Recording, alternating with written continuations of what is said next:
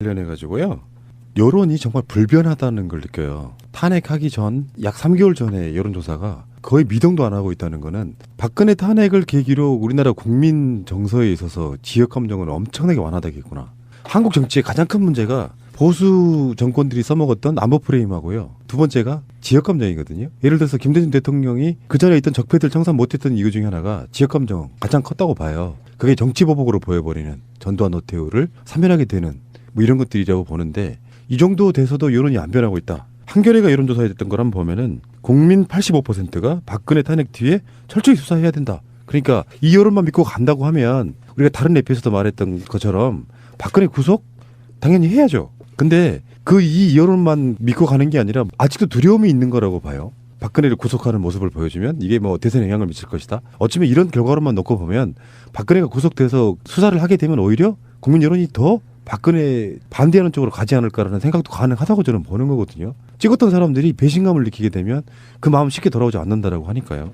그래서 탄핵 인용돼야 된다는 여론이 75.7, 기각해야 된다가 18.6, 요건 되면 구속 수사해야 된다가 68. 그러니까 이거 누구를 지지하느냐, 뭐 어떤 사람 뽑을 거냐 이런 여론 조사에 비해서 이건 굉장히 그 단순하게 그렇죠. 드러날 수 있는 부분이기 때문에 국민들의 민심을 그대로 그냥 대변해 버리는 거예요. 박근혜 하면 아유 지겨워 내쫓아 이게 75% 이상의 국민들한테 완전히 자리 잡았다는 거죠. 그러니까 요건 되면 구속 수사에다가 68%라 그랬잖아요. 그건 한 70%쯤 되지 않습니까? 여론조사에서 60%가 넘으면 반대 의미가 없대요. 왜 그러냐면은 반대 60% 외에 40%가 남아있잖아요. 근데 그 중에서 잘 모르겠다 류가 10% 또는 20%가 되기도 해요. 사안에 따라서는. 그러면 많아봐야 60%의 여론에 반대하는 게 20%에서 30%거든요. 더블 스코어인 거잖아요. 그런 거는 여론조사에 의미가 없다라고 할 정도로 지금 박근혜 구속이라든지 탄핵 인용해야 된다라든지 하는 여론조사 결과가 굉장히 높다. 근데 이제 보수 쪽에서는 특히 홍준표 같은 자들이 그렇게 이야기하고 있죠. 숨어 있어서 말을 못하고 있는 사람들이 굉장히 많기 때문이지. 그러면서 무슨 말까지 했냐면은 영남 사람들이 외지로 나간 사람들 포함해서 우리나라 인구의 3분의 1이다. 그래서 영남 사람들이 뭘 잡아야 된다는 등 이런 소리 하고 있는데 여론조사가 이렇게 끊임없이 나오고 있다고 하는 것은 지금까지 선거 지형과는 완전 다른 형태로 선거가 진행될 가능성도 높다고 저는 봐요. 박근혜 구속해야 된다. 왜 한국 사람은 원정주의 있잖아요. 대통령이었는 사람인데 구속해야 돼 하는 그런 여론들이 있을 줄 알았는데 그것도 아니야. 구속 수사하라고 68%, 70%가 지금 찬성하고 있지 않습니까? 그러니까 구속 수사 필요하다가 국민일보 여론조사의 결과에 보면 78.2%까지 나오기 때문에 제가 왜 이게 높이 평가를 하냐면요. 커뮤니케이션 학에서 배운 게 한 가지가 있는 게 뭐냐면 국제적으로 그 국민들의 통계 자료가 있어요. 그 통계 자료를 보면 한국인들은 굉장히 부정부패에 유연하게 대처하는 국가로 원정주의 분류되거든요. 그러니까 그래서 그거에 대한 또 연구 논문들이 나와 있는 게 있어요. 근데 뭐냐면 그러면서도 불구하고 이번에 이상하리만큼 우리 방송에서 여러 번 얘기했지만 국민이 부패에 대한 청산 의지가 굉장히 강하다는 결론입니다. 이게 대통령이 구속 수사해야 된다는 68%, 70%대가 하나가 나왔고요. 국민일보 여론조사에는 78.2%라고 하는 건 뭐냐면 적어도 국민의 10명 중에 7명은요. 박근혜를 구속 수사하라는 겁니다. 의지가. 그만큼 지금 대한민국이 부패해 있고 이 박근혜 세력들이 결국은 지금 70년 동안 왔던 적폐의 심장이다. 이렇게 국민들이 보고 있고 이것을 척결하게 된 의지가 굉장히 강하다. 굉장히 강한 것이고 그다음에 그 통계 자료를 보면 탄핵 뒤에도 철저하게 수사해야 된다는 게 85%인데요. 바로 우리가 이게 말한 게 바로 특검을 또다시 제2의 특검을 발동해야 되는 원인이기도 하는 겁니다. 만약에 특검을 발휘하지 않고요. 차기 당선된 대통령이 이 사건에서 어물쩍 넘어가려고 한다면 바로 이 모든 적폐의 청산의 요구의 대상이 차기 대통령이 될 수도 있고 그 대통령의 지지도가 떨어질 수도 있다라는 겁니다. 그러기 위해서라도 제가 볼 때는 지금 국회는 차기 이 대통령 당선된 대통령이 국가를 제대로 보필하고 또는 국가를 개혁의 드라이브를 걸기 위해서는 이 대선 전국에서라도 제2의 특검법을 발의하는 것이 국민적 염원에 맞다. 대구 경북에서도요. 67.7% 사실상 70%가 국민일보 여론조사입니다. 구속을 해야 될 필요성을 인정하는 정도니까 확실히 이것은 박근혜로부터의 민심 위반은 확실하네요. 그리고 탄핵 찬성이 반대보다 4배 정도 더 많다고 하면 이건 국민 여론이 사실상은 전부라고 보는 거거든요. 지금 현재 여론조사를 하는데 박근혜 탄핵 인용하면 안 되라든지 구속하면 안 되라든지 이런 여론은 거의 사실상 미미한 거 아닙니까? 이 수치는 굉장히 중요한 수치거든요. 왜 그러냐면 어쨌든 지금 TK 이 지역에서 아직도 제가 주말에 이제 TK 다녀왔지 않습니까? 2군데 들렸다 왔는데 그곳에서의 분노 게이지가 타 지역에 비해서 굉장히 높게 나오는 이유는 그러니까 새누리당은 옹호할지 모르겠으나 적어도 이 지역에 대해서 그동안에 국가를 운영했던 지역에 대해서 그다음에 국가 권력들을 대부분에 차지하고 있는 이 지역에서도 이 정도 부패는 용서하지 않는다는 겁니다. 국민적 의식 수준이 이제는. 그러면 적어도 너희들 때문에 TK 이미지가 손상됐기 때문에 그 TK 이미지 손상을 훼손하는 차원에서라도 엄벌해야 된다라는 게 지역 정서이라는 겁니다. 그리고 그 TK 지역의 할머님들 있잖아요. 우리가 아는 거하고 달라요. 박근혜 씨라고 얘기를 하면 XX년 이렇게 얘기를 합니다. 굉장히 지금 박근혜에 대한 반감이 TK 지역에서 오히려 더 크다. 이렇게 보시면 그거라고 봐요. 넌 나에게 모욕감을 줬어. 바로 그겁니다. 이런 느낌이라고 보는 거고. 그리고 또 이제 뭐 저쪽에서 지금 하고 있는 것 중에 여러 가지 이야기가 나오고 있잖아요. 사실상 이번 주에 탄핵 결과가 나올 걸로 거의 대부분 예상을 하고 있습니다. 이번 주 수요일쯤에는 탄핵 결과를 발표하는 날을 발표할 것이다. 예, 그렇죠. 그러니까 수요일쯤에나 발표를 하게 되면 날짜상으로는 그래요. 그다음에 그게 10일이고 13일은 이재명 재판관 퇴임일인데 퍼센트로만 따지면 저는 10일 날 탄핵 결과가 나올 가능성 70%. 그러니까 지금 이런 거죠. 정가에 떠들고 있는 게 6, 7, 8 일 중에 인용 발표 날짜를 판결 날짜를 발표하게 돼 있다라는 것이죠. 그런데 이것이 10일설과 13일설이 있는데 5월달 달력을 보면 13일이 맞습니다. 그런데 기자들이나 정가에 보면 자기가 퇴임한 날 이게 발표하는 게 맞지 않을 거다. 그래 왜냐하면 이제 그 헌재 소속원들한테 꽃다발도 좀 받고 이렇게 나가야 되는데 이날 초상집에서 어떻게 그럴 수 있겠느냐. 그래서 11일설이 또 이제 유력해서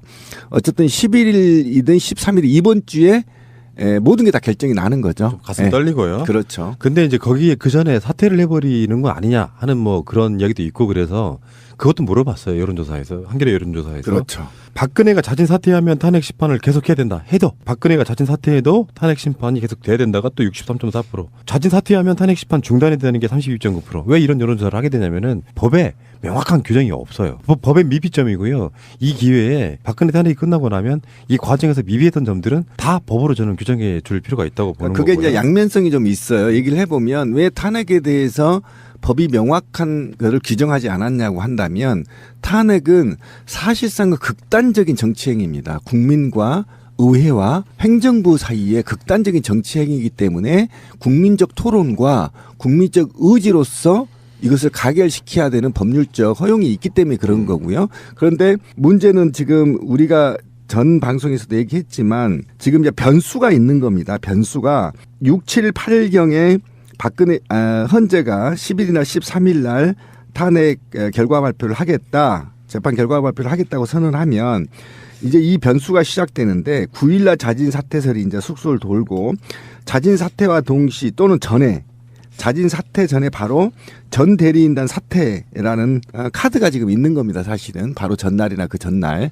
8일에서 9일 사이에 사퇴와 대리인단 전면 사퇴가 해서 마지막에 여론몰이를 좀 한 다음에 어쨌든 탄핵을 인용에 이제 협박을 할 이런 여지가 좀 있다고 보는 거죠. 근데 저는 뭐 지금 이때의 이런 여론조사 결과가 매우 중요하다고 생각을 해요. 잘했다 이런 생각이 드는데 왜냐하면 한동안 이제 태극기 집회, 소위 말해 태극기 집회, 박사모 집회죠.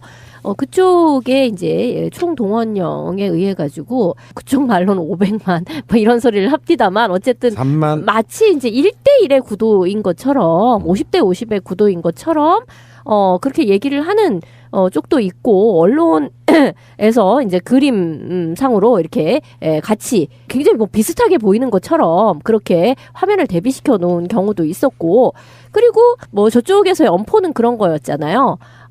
탄핵이 인용되면 무슨 내란 수준의 뭔가가 일어날 것이다. 이런 소리를 했었는데, 근데 그렇지 않다는 거를 단적으로 네. 보여주고 있는 거잖아요. 탄핵 찬성이 반대보다 내외가 더 많다. 그리고 지금 박근혜에 대한 이런 탄핵은 물론이고 그 이후에 구속수사 뭐 등등이 어쨌든 근 70% 정도까지가 콘크리트하다라는 거를 예.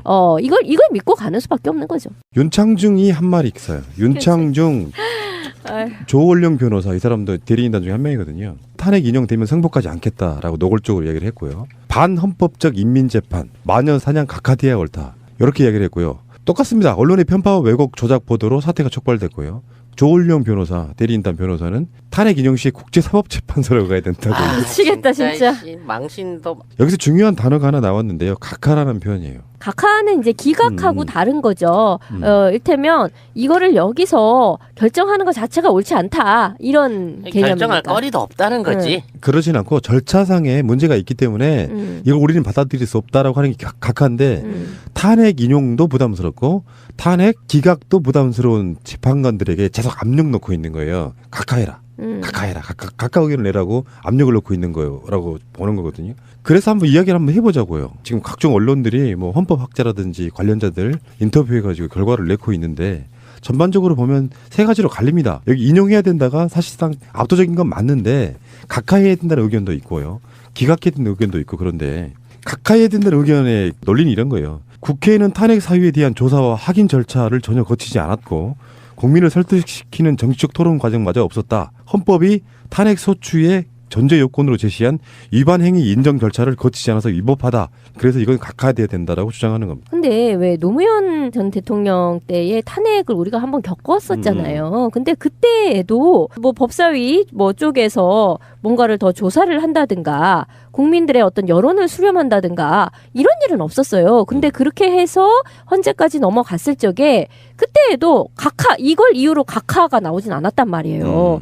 그러니까 이 이야기 자체는 이게 지금 우리가 처음 하는 짓이면은 그런가? 이렇게 들을 수도 있는데 이미 겪었단 말이야. 이런 거 가지고는 나가리라는 꼼수를 쓸 수가 없어. 라는 게 우리가 다 학습 효과가 있는 거죠. 그리고 이제 그 말한 것 중에 전에도 우리가 말씀드렸지만요. 국회의원들의 동의 여부를 하나하나에 대해서 14개의 사안을 한꺼번에 묶어서 처리했다고 그랬잖아요. 하나하나에 국회의원의 동의를 물어야 되는데 이걸 하나로 묶어서 표결했다. 절차에 위반되기 때문에 헌재로 간 것 자체가 무효다라고 지금 주장을 하고 있는 거죠. 지금 그렇게 밀어붙이려고 하는 새로운 의견인 거예요. 사실 알고 보면은 인용이냐 기각이냐에 대한 이야기에 꼼수 하나가 더 덧붙여진 거라고 보는 거거든요. 박근혜 대리인단들이 계속 주장하고 있는 게 기각시켜 이런 게 아니고 사실은 각하시켜 이렇게 지금 압력을 놓고 있는 거거든요. 근데 이 얘기도 좀 이상한 거예요. 왜냐하면 노무현 대통령 그 탄핵 때도 이게 개별적으로 표결을 붙여서 한 게 아니었었어요. 그런데다가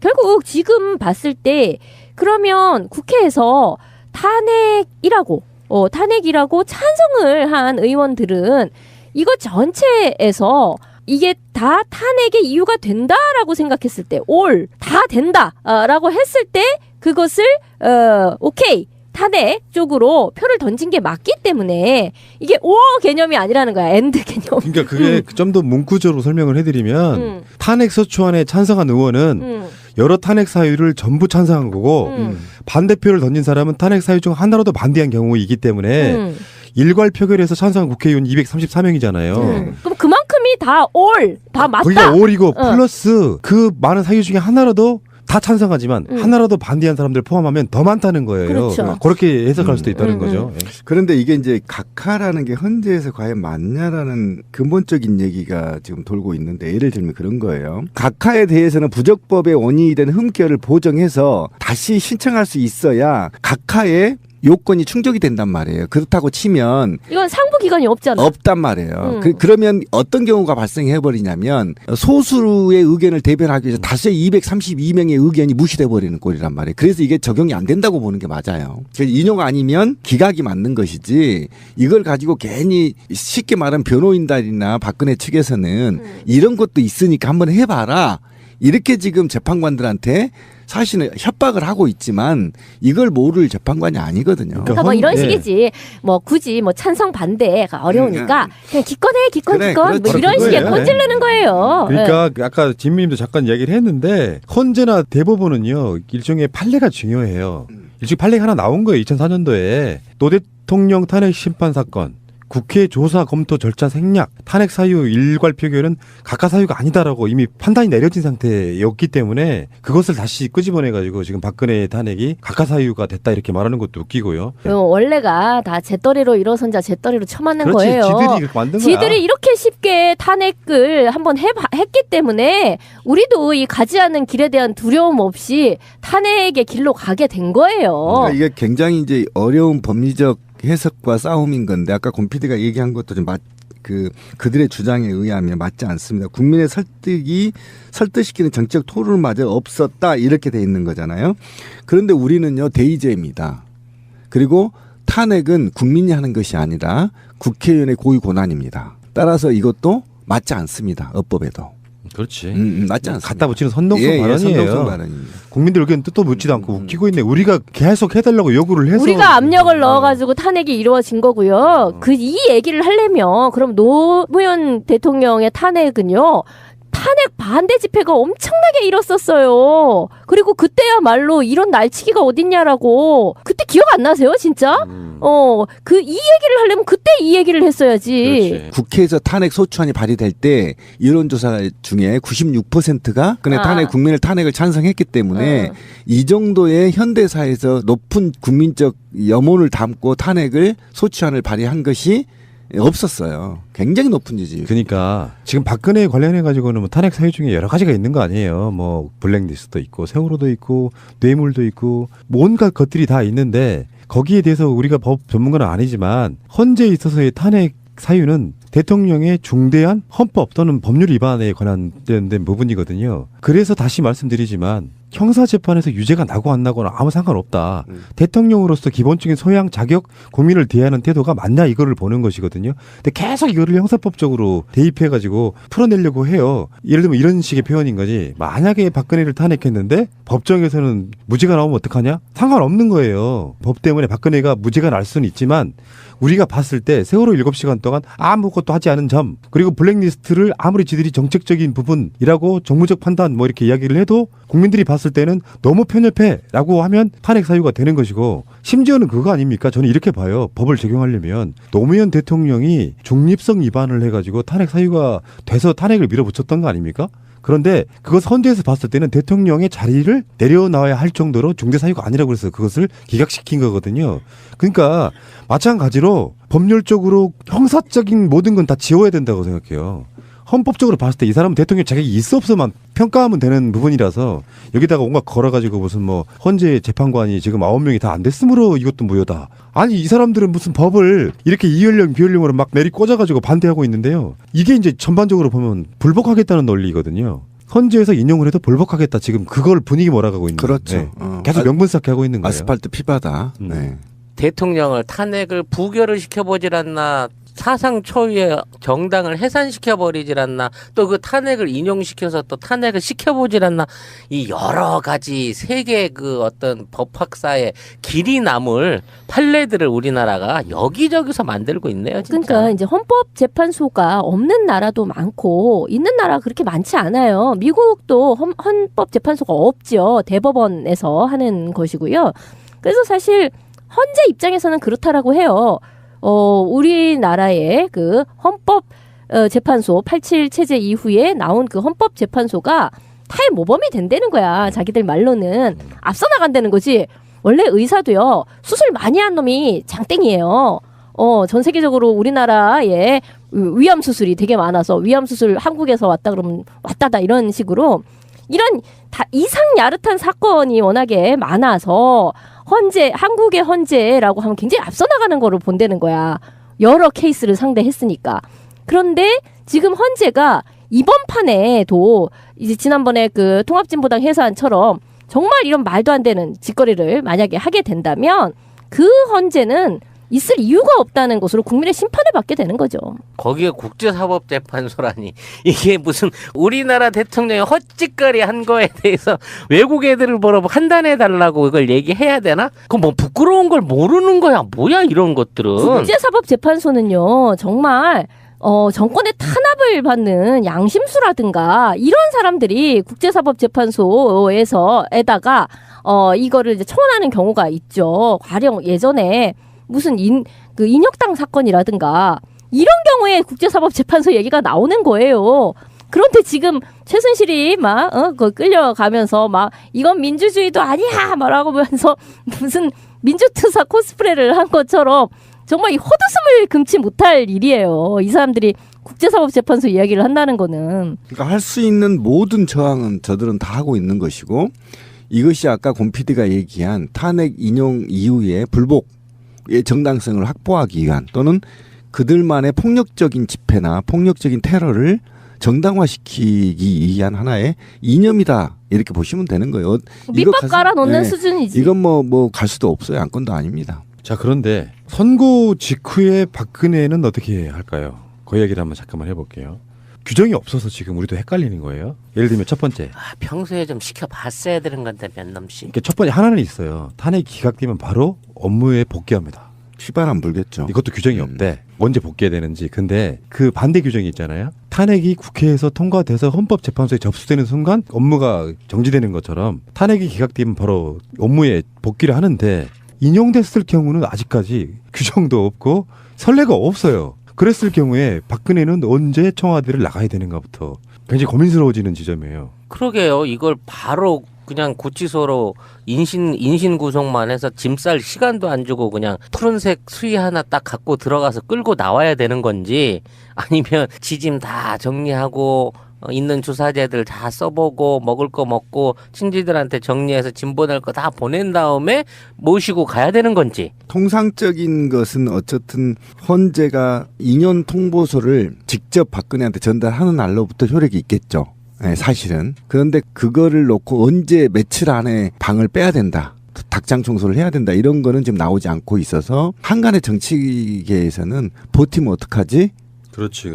이게 지금 돌고 있는 것도 사실이에요. 안 나오고 있으면. 그러니까 제 생각이 그건 거예요. 이거를 버틸 수 있는 근거를 주지 말고 바로 대통령의 직무가 끝나서 권한이 끝났으므로 구속 수사를 하라는 거지. 안 나오고 버티고 소위 탄기국이나 박사모에게 테러를 모의하거나 또는 지시하거나 이런 메시지를 던져서 사회 혼란을 야기시켜서 쿠데타를 일으키려고 하는 마지막 꼼수를 구상하고 있을 수도 있다.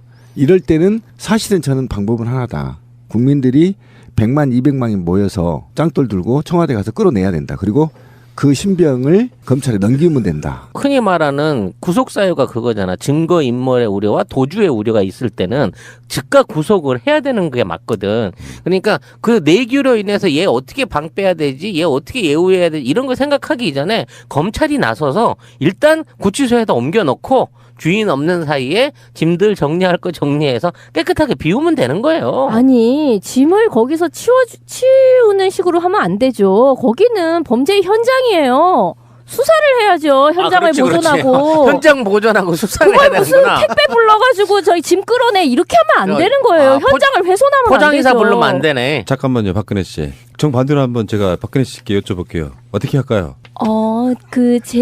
거기는 제가 어렸을 때부터 계속 살았던 곳이고요. 그렇기 때문에 저는 거기를 제 집이다라고 생각하고 저는 오랫동안 거기에서 그냥 살게 해준다면 그냥 TV나 보고 살겠습니다. 거기다가 그냥 구금해 드릴까요? 청와대를 옮기라는 거예요? 어느 대선 주자 말에 의하면 청와대를 무슨 공원으로 만든다 이런 얘기도 있던데 그렇군요. 그냥 저는 거기서 공원을 관리한다라고 생각하면서 그 안에서 조용히 살겠습니다. 근데 탄핵을 만약에 이제 인용이 됐다고 칩시다. 근데 이거를 재심 청구할 수 있대요. 또? 단서가 있어. 결정적인 상황이 누락돼 있다고 판단이 되면 다시 재심을 할 수가 있는데요. 그게 재심 사유가 있는 경우에 사유를 안 날로부터 30일 이내에 다시 해달라고 그 결정이 있는 날부터 5년 이내에 재심 청구해야 된답니다. 뭐 5년 이내 할 일은 없겠지만 결정적인 거가 뭐가 있지? 나 사실은 주민등록번호가 2가 아니에요. 1이에요. 뭐 이런 거 말고는 그런 결정적인 거가 뭐 있나? 그런 게, 그러니까 예를 들면 이런 거지. 탄핵 사유 중에 세월호 7시간 동안 그 아무것도 안 했다는 것 때문에 탄핵을 당했다고 쳐요. 그 중대 사유 중에 하나라고 치는데, 그런데 그것이 증명할 뭐가 나왔어. 그럼 그거를 재심 청구할 수 있다는 거예요. 그러니까 네. 청와대 안에 비밀의 문이 있어가지고 그거를 열었더니 4차원의 세계로 가는 거야. 그래서 우주랑 교신을 하고 왔다는 거지. 뭐 이런 정도가 나와주면 또 뭐 생각해 볼 수 있겠네요. 그 안드로메다에서 외계인이 와갖고 그날이요. 그날 박근혜가 차원의 문을 넘어갔고 여기로 왔었어요. UFO 여기 그 승선권 있고 CCTV 있어요. 이렇게 돼야 되는 거야? 그러면서 진도에 있는 세월호 사건의 현장까지 좀 가보려고 노력했어. 정말 가상하게 노력했습니다라고 증명되지 않는 한. 그렇죠. 또는 박근혜하고 전혀 무관하게 아. 자기 통수권과 무관하게 국정원이 세월호를 침몰시켰다는 걸 박근혜가 증명하거나. 그런데 김기춘이 그때 저번에 그 9년 전에 탄핵 심판 끝나고 한참 몇 년 후에 신동아랑 인터뷰했던 내용에 그게 들어있잖아요. 볼래요? 공직자 지위, 감독을 잘못하거나 부정 비리를 예방하지 못해도 탄핵 사유다. 여기 김기춘의 말이에요. 딱 박근혜에게 해주고 싶은 말이지 않습니까? 그렇죠. 그렇게 쉴드를 친다고 해도. 빼박 텐트입니다. 진짜. 예. 어쨌든 이 재심 사유는 대통령의 애우에 관한 것을 복구하는 것이 대통령 자리를 다시 내놓으라고 재심을 청구한 게 아니기 때문에 분명히 말씀드리지만 이거는 극단적인 정치행위이고 국민과 사법부와 입법부 그다음에 국민과의 극단적인 정치행위입니다. 그래서 이 정치행위로 바라보는 것이고 다수의 의견에 따르는 것이지 이것이 법적으로 명확하게 하지 못해서 안 하는 게 아니에요. 탄핵이라는 것이. 그래서 그 탄핵을 막지 않기 위해서 무단하게 국민을 위해 노력해야 되는 게 통수권자의 책무인 거죠. 자, 김기춘이 했던 이야기를 참 길게 한번 제가 읽어드려 보겠습니다. 이게 박근혜와 노무현에게 어떻게 달라질 수 있는 건지 그들의 주장이. 대통령 탄핵은 국회가 대통령의 권력 남용을 견제할 수 있는 유일한 수단이다. 재헌 국회 석기록을 보면 헌법의 기초자들은 대통령의 실정법 위반뿐만 아니라 지휘 감독 관계에 있는 공직자에 대한 지휘 감독을 소홀히 한 것과 국정을 불성실하게 수행하는 경우 모두 헌법 위반으로 탄핵 사유가 된다. 공감하시죠? 김기춘의 이야기예요. 탄핵 사유는 기소가 가능한 형사적 범죄일 필요는 없고 헌법이 부여한 의무를 다하지 않은 경우, 부패 행위를 한 경우, 공중의 신뢰를 깨뜨린 경우, 다른 헌법 기관을 침해하는 일련의 사유를 한 경우 등 정치적 위반 행위도 탄핵 사유가 된다. 딱 박근혜 이야기잖아요. 지금 놀랍지 않습니까? 싱크로율 100%. 구체적 헌법이나 법률 조항 위반 행위뿐 아니라 직무를 태만히 하거나 성실히 수행하지 않은 경우에도 탄핵 사유가 된다. 대통령에 대한 탄핵 심판을 할 때는 무죄 추정의 원칙이 아닌 유죄 내지 유책 추정의 원칙을 적용해야 된다. 형사재판에서는 무죄 추정의 원칙에 따라 유죄 판결이 확정되기 전에는 공무원의 직권이 정지되지 않는 데 반해 탄핵 심판에서는 대통령의 권한이 정지되는 유죄 내지 유책 추정의 원칙을 적용한다. 무죄 추정 원칙을 강조하는 박근혜 대통령 대리인단의 논리와 정면으로 배치되는 거죠. 다음에 노무현 전 대통령은 국민을 네 편으로 갈라 국민 통합을 저해하고 계층 간 갈등을 조장했다. 그의 지휘 감독 아래에 있는 최측근들의 부정과 비리에 직접 또는 간접적으로 연루되었으며 감독하고 예방해야 될 직무도 유기했다. 미국의 경우는 대통령이 중범죄를 저질러 탄핵이 발의된 것이 아니고 부적절한 성적 접촉이나 거짓말 때문에 탄핵이 발의되고 대통령이 사임하기조차 했다. 이게 지금 박근혜한테 해주고 싶은 말인 거잖아요. 거짓말 한마디만 해도 탄핵 사유라는 것을 김기춘 말로 이야기를 하고 있는 거예요. 김기춘은 도깨비가 맞아. 그러니까, 시공을 신기하다. 초월해가지고 이걸 다 내다 본 거지. 스포일러를 했네. 훨씬 더 완전- 예전에. 그러니까 지금 김기춘이 한 말은요 박근혜에게 완벽하게 들어맞아요. 그러네요. 근데 이 논리를 자기들이 수장이라고 할 수 있는 김기춘의 논리를 대리인단은 반대로 써먹고 있는 거잖아요. 형사재판 개념으로 계속 몰고 가고. 야, 김기춘에게는 과거, 현재, 미래가 동시에 있나 봐. 놀랍잖아요 진짜. 그러니까 신의 관점에서 보면 과거, 현재, 미래가 동시에 있다라고 하잖아요. 거의 그러니까 그 수준인데. 당시에 노무현 대통령 탄핵이 너무 과한 게 아니었냐고 물어보니까 김기춘이 말이 익었던 거야. 미국에서는 거짓말 한마디만 해도 탄핵 당했다. 성추문 한마디만 해도 탄핵 당했다. 요거는 지금 생각해보면 박근혜가 대국민 사과 3번인가 했잖아요. 다 말짱 거짓말이었잖아요. 거짓말이었잖아. 그 자체만으로 탄핵 사유라는 걸 김기춘이 인정하고 있잖아요. 예. 놀랍다 김기춘. 그게 국민적 상식이에요. 지금 박근혜 대리인단 쪽에서는 국제사법재판소 얘기를 했잖아요. 근데 이거는 정말 그냥 막 던지는 얘기 중에 하나인 거예요. 뭐냐면 국제사법재판소는요 무슨 국가 분쟁이라든가 그러니까 왜 우리나라랑 일본하고 독도 관련된 거 있잖아요. 그렇지. 그런 것이 이제 여기에 해당이 되는 거예요. 국가 간의 조약이라든가 국제법상의 그 문제를 얘기하는 거고. 그럼 맞는데? 일본 사람인 박근혜가 우리나라에서 대통령 하다가 이 박살난 사건이잖아. 아니 그래서 이게 뭔가 헷갈리신 게 아닌가라는 생각이 드는 게 이거랑 이제 비슷한 게 뭐 이런 게 있죠. 국제 형사재판소 이런 게 있는데 그거는 이제 무슨 전범 처리 같은 거. 전범 맞는데? 내란 수괴이자 전범을 시도했던 거 맞잖아. 예, 예. 또는 무슨 이제 국제사면위원회 또 이런 게 있는데 이거 헷갈린 게 아닌가. 그것도 맞는데? 아니, 국제사면위원회는 왜 양심수 같은 그만해, 이제 그런 인간아, 거잖아요. 이거 불쌍하고 어려운 시기를 겪었던 신데렐라 같은 이 여인을 사면해주자는 차원에서 해볼 만한데? 그러니까 나는 이 사람네들이 지금 국제사법재판소를 막 급하니까 막 던졌는데 이게 국가 간 분쟁에 해당되는 이야기인가? 이 사람은 무슨 말하자면 자기는 왕국이야. 그렇죠. 탕기국 국가잖아. 탕기국. 박씨 왕조의 공주로서 자기가 박해를 받고 있다. 그러니까 바티칸 이런 것처럼 나라 안에 나라 이런 것처럼 대한민국 안에 박근혜 공주 나라 공국이 있었는데 그게 무슨 이 안에서 국제 분쟁이 벌어졌다. 이렇게 생각을 하는 건지. 근데 만약에 국제사법재판소가 이 탄핵 인용 기각에 대해서 다룬다면 그게 뭐가 된 줄 아세요? 뭐가? 내정 간섭이에요. 큰일 납니다. 있을 수가 없어요. 그래서 제가 아까 고려 가치가 없다라는 거예요. 이걸 제소할 수가 없어요. 그러니까 한 나라 대 한 나라의 내란적 상황으로 본다. 이렇게 되는 거죠. 이게 그게 내정 간섭이 돼버리는 거예요. 제가 알기에는 대표적인 가짜뉴스인데 가짜뉴스예요. 좀 법률적 상식이랄까 이게 좀 떨어지시는 분들한테는 굉장히 선동 요소가 되는 거예요. 좌파들이 언론인의 법정을 다 장악해가지고 박근혜 씨가 부당한 판결을 받을 가능성이 높으니까 여기에 국제사법재판소로 넘겨서라도 박근혜 대통령 구할 수 있다 이런 식으로 선동하는 거예요. 선동하는 거예요. 어이가 없네. 또 정말 놀라운 분명히 말씀드리죠. 만약 이거 국제사법재판소에 다룬다면 내정 간섭이에요.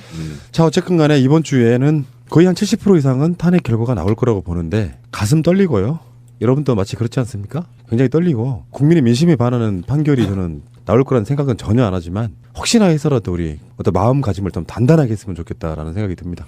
그렇죠. 지금부터는 계속 긴장하고 매일 집회에 나오시고 어쨌든 퇴진 행동의 홍보에 따라 국민들이 좀 직결할 때 많이 나와 주셔야 됩니다. 100만 200만씩 모일 때 찍소리 못하던 자들이 시간이 지나면서 촛불을 폄훼하는 게 있잖아요. 진짜 촛불은 어쩌면 탄핵 인용된 후가 될지도 모르겠다 이 생각을 해봐요. 어느 날 갑자기 탄핵 인용되니까 사람들 한 명도 안 나와. 그러면 그들 거의 내란 상태로